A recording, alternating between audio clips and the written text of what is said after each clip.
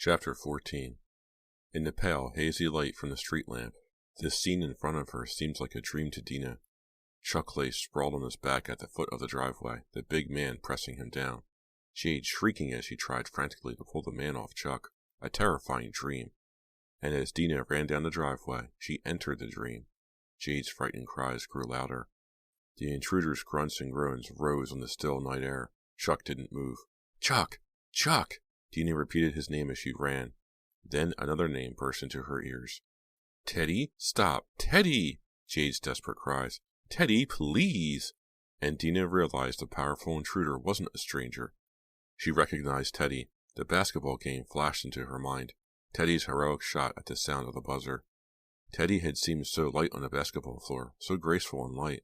And now he had become a heavy monster, strangling Dina's brother, leaning on Chuck's still body, holding him down. Let me up, Chuck pleaded weakly. Not dead, not strangled. Dina breathed a long sigh, her heart still thudding. Let go of him, Teddy, let go! Jade's shrill pleas. A neighbor's lights flashed on, and the lights flickered on in the house across the street. Slowly, breathing hard, Teddy backed away. Teddy, why? Jade cried shrilly, tugging him away. Why? I heard you screaming at him, Teddy replied, breathing hard. I saw you running after him, yelling at him. I saw him push you. I thought he was hurting you. But he's Dina's brother, Jade cried. But before Teddy could say anything, Chuck startled them all by jumping to his feet. Chuck, no! Dina screamed. Too late. With a loud groan, Chuck pulled back his arm and swung his fist hard at Teddy. The punch went wild as Teddy ducked. Chuck staggered forward off balance. Teddy landed a hard punch on Chuck's shoulder. Stop it, you two! Stop it! Jade shrieked. Dina covered her eyes. Why won't they stop? Why are they doing this? She opened her eyes in time to see Teddy land a solid punch on Chuck's face. Chuck's nose began to bleed, bright red blood streaming down his face onto his sweatshirt. Chuck staggered, his eyes wild with surprise. Dina thought he would go down, but then he came back at Teddy with a shout, and he began beating frantically on the bigger boy's back and sides. Teddy grunted with pain, then twisted around and pulled himself away from Chuck. Chuck's face twisted with fury. He ran toward Teddy again, the full weight of his body behind him. Teddy dived to one side. Chuck staggered forward, stumbled, fell. Dina heard the crack as his head hit the curb. The sound seemed to split the air. It forced Dina to shut her eyes again. Chuck! Jade was shrieking. Chuck! Chuck didn't answer. Dina opened her eyes. Chuck lay sprawled face down in a dark pool of blood. His head twisted to the side at an odd angle. The one eye Dina could see was open wide, staring blankly down the street. Dina dived to her knees beside him. He's unconscious, she wailed. Teddy pushed him beside her. Don't move him, he warned breathlessly. Sweat dripped down his forehead. He placed a hand on the side of Chuck's neck. Good, I can feel his pulse. Hearing voices, Dina glanced over her shoulder. A crowd of neighbors had gathered on the curb. Turning back to Chuck, Dina could hear their murmured questions behind her. What happened? Who is he? What's going on? Were they fighting? Did anyone call an ambulance? Jay was screaming. Did anyone call 911? Please, Dina thought, staring at her brother. Please let Chuck be all right. Chuck stirred but didn't awaken. Dina heard the shrill wail of sirens. The street soon pulsed with flashing red and blue lights. Police arrived first, then the white-suited medics. A young police officer ushered Dina, Jade, and Teddy to the side. Dina struggled to concentrate on the woman's questions. She kept glancing over her shoulder to see what the medics were doing to Chuck. He'll be okay, Dina told herself. He'll be okay. But he's in trouble once again. Poor Chuck. Always in trouble. He's my brother, Dina heard herself telling the officer. Chuck Martinson. How is he hurt? The officer demanded. Jade answered immediately. It was an accident, she said. The two boys were messing around. Chuck fell. Dina relaxed. As usual, Jade knew what to do to keep Chuck from getting in even more trouble. Is that so? The officer asked, squinting at Jade. The neighbors reported a fight. Again, Jade answered smoothly. That's probably what it looked like, she said, but the guys were just goofing. They're really good friends, right, Teddy? Right, Teddy mumbled. The police cars rolled away, their lights still flashing. The ambulance drove off silently with Chuck in the back. I've got to hurry home and tell Mom and Dad, Dina told herself. Thanks for not telling them about the fight, Teddy said to Jade. I didn't do it for you, Jade replied wearily. Hey, I'm sorry, Jade, Teddy said, shaking his head. I thought he had taken something of yours or something. The way you were screaming and chasing after him. What were you doing over here in the first place? Jade demanded. I just came over to talk to you, Teddy said, lowering his eyes. It seems like every time I call you lately, you're too busy to see me.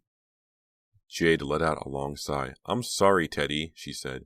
To Dina's surprise, her friend really did look sorry. I think you're a terrific guy, but I used to go with Chuck, and now that he's back in town, he's the guy I'm seeing.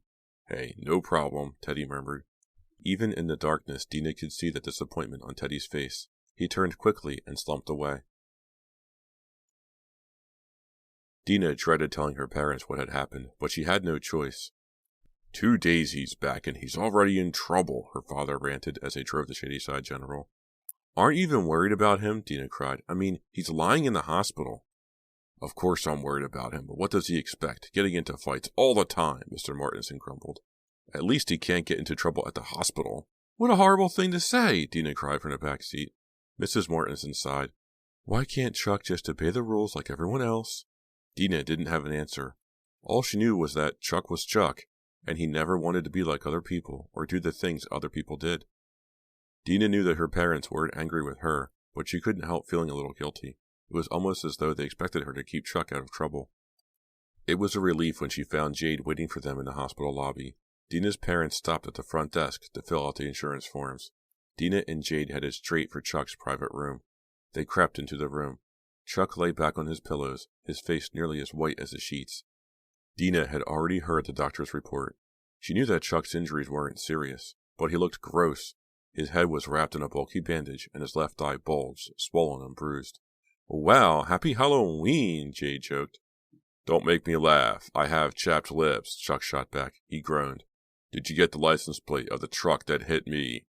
Dina and Jade laughed. Forced laughter, hospital laughter, sort of hollow and too loud.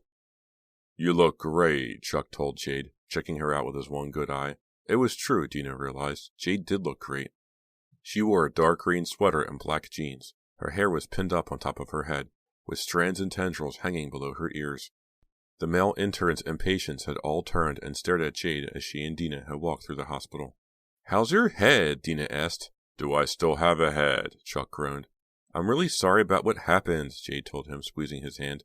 I had no idea Teddy would come over, and I certainly didn't think he'd start a fight. He was the guy you're making out with Friday night, right? Chuck said, not letting her hand go. Well, yeah, Jade replied reluctantly. But I told you there's nothing between— I know, Chuck interrupted. I believe you. Now. I guess I didn't before. What do you mean? Jade asked. For a moment, Chuck didn't answer. Then he sighed. I have something to tell you, he said. His voice came out so weak, Dina had to move up to the side of the bed to hear him. Something to tell you and Dina. What are you talking about? Dina asked. You know those scary phone calls you both got? Chuck asked. Well, I know who made them. Huh? Both girls cried out in surprise. Who was it? Dina demanded. Tell us, Chuck. Who was it? Chapter 15. Who was it? Dina repeated. She had a sinking feeling in her stomach. She knew what Chuck was about to say. It was me, Chuck murmured. I made the calls. You creep, Jade shrieked, pulling her hand from his and backing away from the bed. I don't believe it, Dina uttered. Why, Chuck, how could you? If he hadn't been lying in a hospital bed, she would have pounded him. I started making the calls before I came back, Chuck confessed. He stared up at Jade. A friend of mine from Shadyside told me you were seeing someone else. When I heard that, I went ballistic. I just stopped thinking straight. All I could think of was how I wanted you to come to L.A. with me, so I decided to scare you. Oh, that makes a lot of sense, Jade declared, rolling her eyes. But why did you call me? Dina demanded. I didn't have anything to do with Jade and Teddy. I know, Dina, and I'm sorry, Chuck said softly. The thing is, I thought it would be too obvious if I threatened just Jade. I thought if I called both of you, it would make you think that Farberson was doing it. You wanted to terrify us, Jade demanded, crossing her arms over her chest. That was the idea, Chuck admitted. I was a jerk, I know. His voice cracked. Dina knew it was never easy for Chuck to apologize. Jade's eyes narrowed. Was it you who sent me that awful note? The one with the bleeding chainsaw? Yeah, I sent it too, Chuck replied, sighing. I don't believe it. I really don't. Are you totally messed up? Jade fumed. Why do you think that would make me want to go to California with you? I figured if you thought Farberson was coming after you, you'd want to get as far away from Shadyside as possible, Chuck told her. I thought you'd jump at the opportunity to go to L.A. with me. dumb, Jade snapped, frowning. Really dumb. The way I feel right now, I wouldn't go across the street with you. I know, I said I'm sorry, Chuck repeated. I don't know what else to say. Well, thank goodness Farberson isn't out, Jade declared. Well, wait a minute, Dina broke in. What about that green car? A green car followed us home from school a few days ago. We had to run into an alley to escape it. That was me too, Chuck said, groaning. A friend from the city gave me a ride from the airport. I just wanted to see you, to tell you that I was back, but you ran off before I had the chance. He reached out to Jade. Please, don't be angry, he begged. Please accept my apology. I'll think about it, Jade replied coldly. Her eyes lit up. And I'm also going to think of a way to pay you back. The next day, Dina sat in study hall, staring down at her history notes, trying to force herself to focus. Why am I still so stressed out, she asked herself. Why can't I feel normal and calm again? She's still worried about Chuck. The doctors had kept him in the hospital for observation. They wanted to make sure there was no internal bleeding in his skull. When she and Jade had left the hospital the night before, Chuck was still talking about his crazy plan to go to Los Angeles, and both Jade and Chuck were still talking excitedly about the money that was supposed to be hidden in Farberson's house. Why couldn't they forget about it, Dina asked herself. Hadn't they already had enough trouble? Dina! She glanced up, surprised to hear her name, and saw Steve Mason standing beside her. I've been wanting to talk to you, he whispered.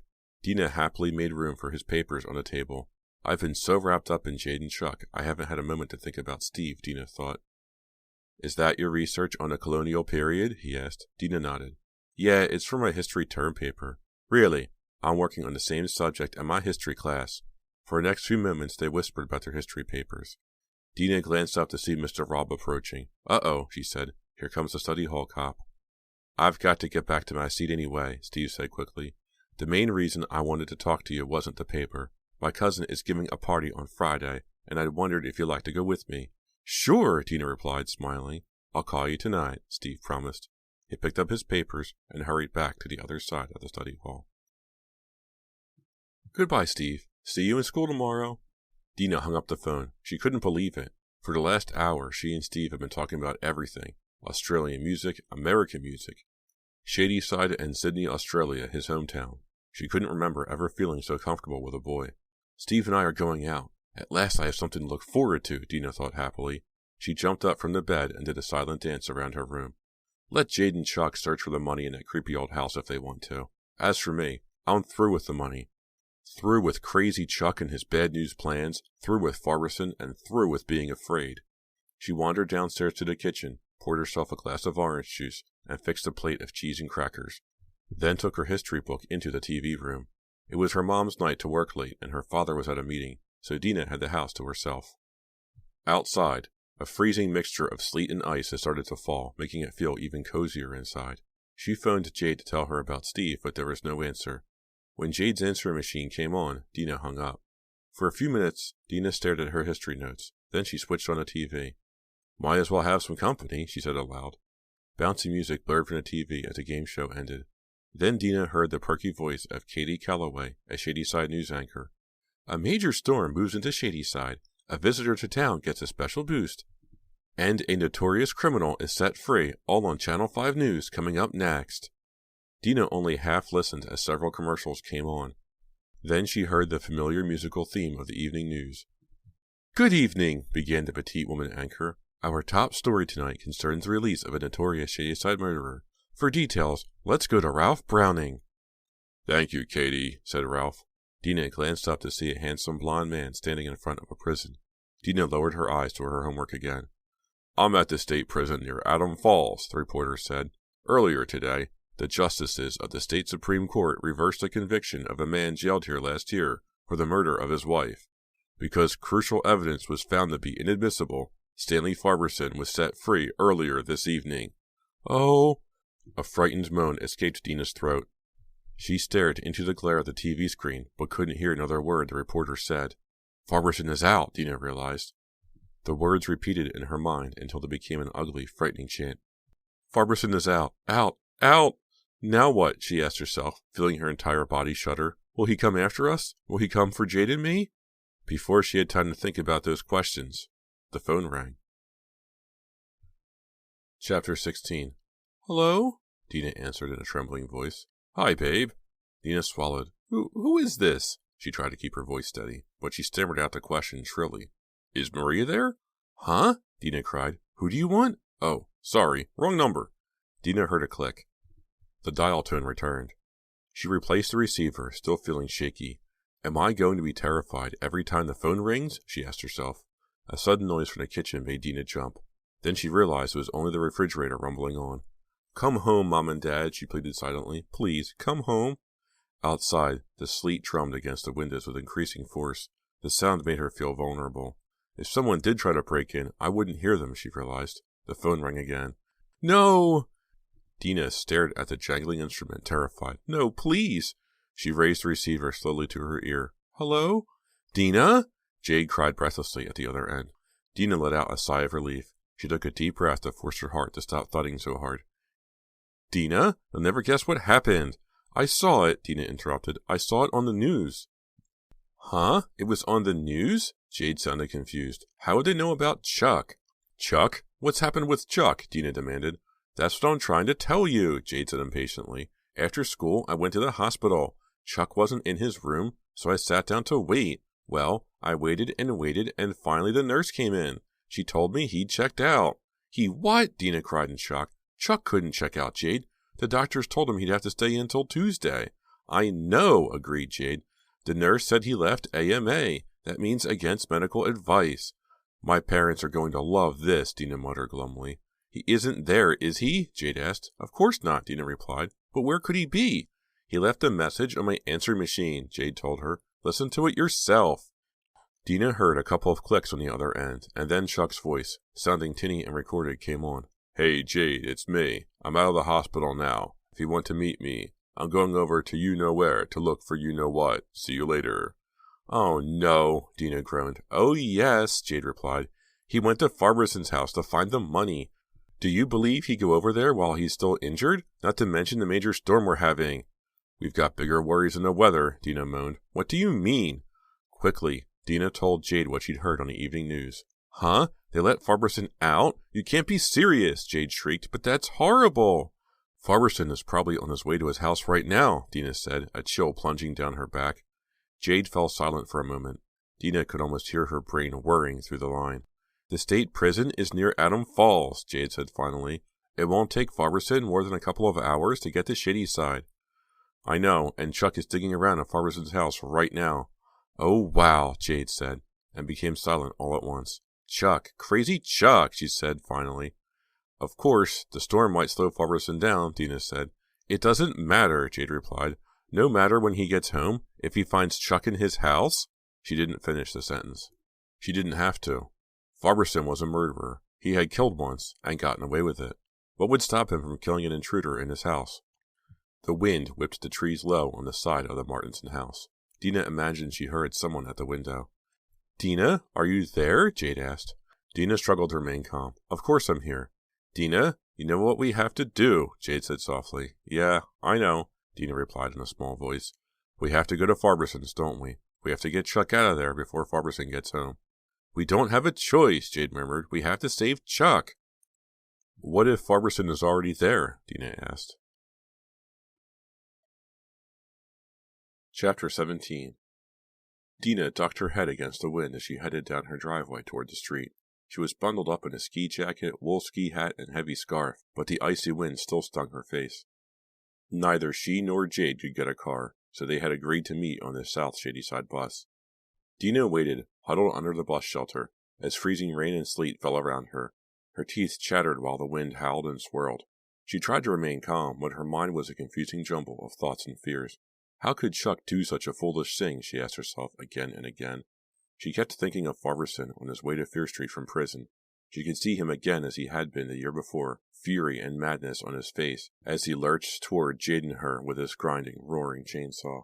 It'll be okay, Dina, she told herself. You're not going to see Farberson. You're going to find Chuck, get him out of that horrible house, then the three of you will go back home. Yes, she assured herself. In another hour, we'll be all warm and cozy at home.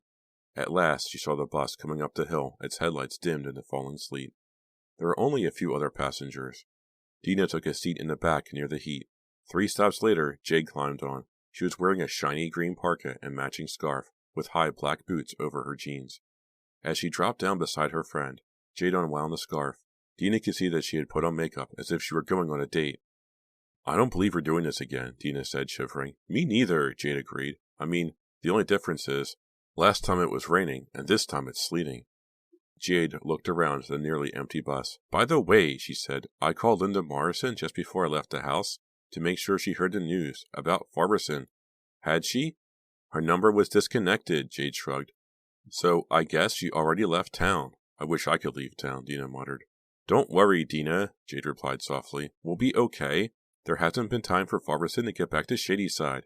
You hope, Dina sighed. Why did Chuck have to pick tonight to break out of a hospital and go search for the money? Jade didn't reply. Maybe Farberson won't go to his house, Dina continued, thinking out loud. Maybe he'll go to Linda Morrison's instead. Why would he want to go to a cold, deserted house? That makes sense, Jade agreed. Sure it does, Dina said, talking herself into it.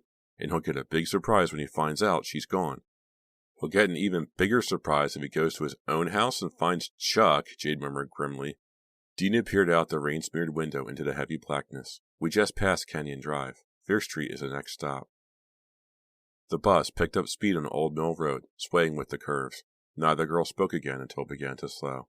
Here goes, Dina said, sighing. She pressed the bell. Jade rewound the green scarf around her neck and face, then stood up. Here goes, she repeated softly. Nothing to be afraid of, Dina assured herself, stepping off the bus. We have a big head start on Farberson. We'll be out of here long before he gets to Shadyside. Piece of cake. So, why did the wind seem so much colder, the sky so much darker on Fear Street? And why did she feel that she was walking to her doom? Wait a minute, Jade said. My scarf is slipping. The girl stepped into a bus shelter while Jade fixed the scarf. Ready? She asked when she was once again bundled up. Ready as I'll ever be, Dina muttered. They stepped back out into the driving sleet. The street lights cast a dim glow on the cracked sidewalk. The houses on either side of Fear Street were large but run down, most of them dark. The bare trees shivered and shook in a swirling wind.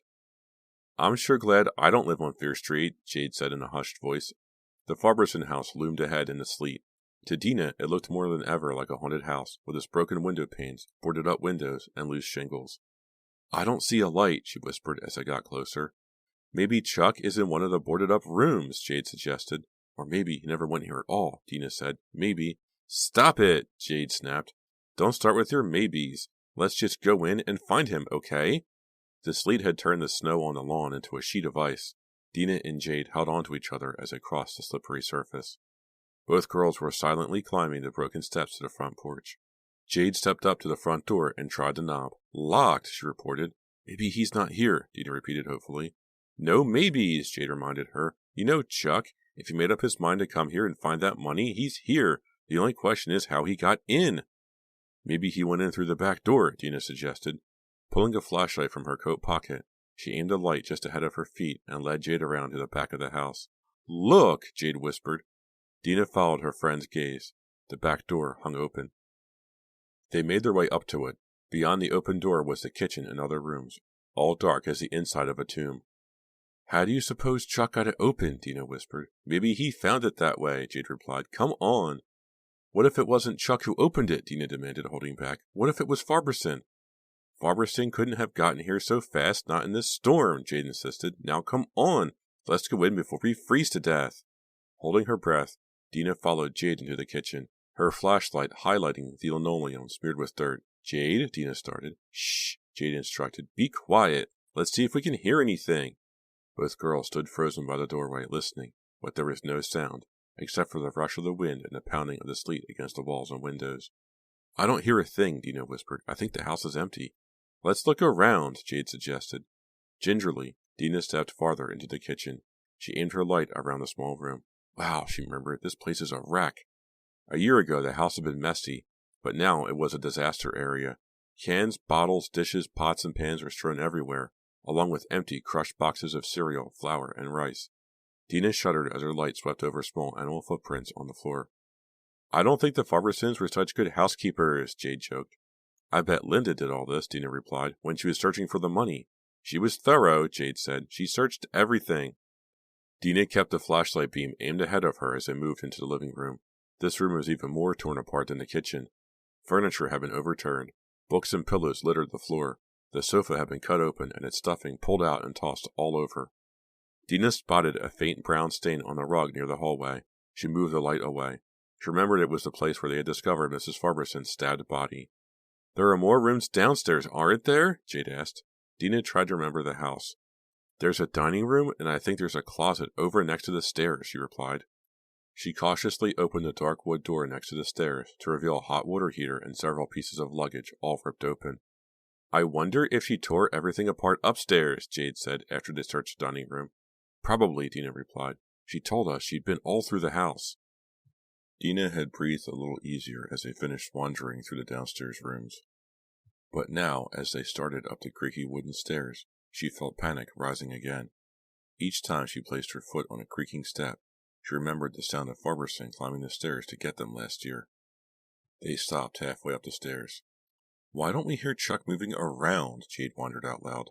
"Maybe he's deliberately keeping silent. Maybe he hears us and thinks we're here to stop him," Dina suggested.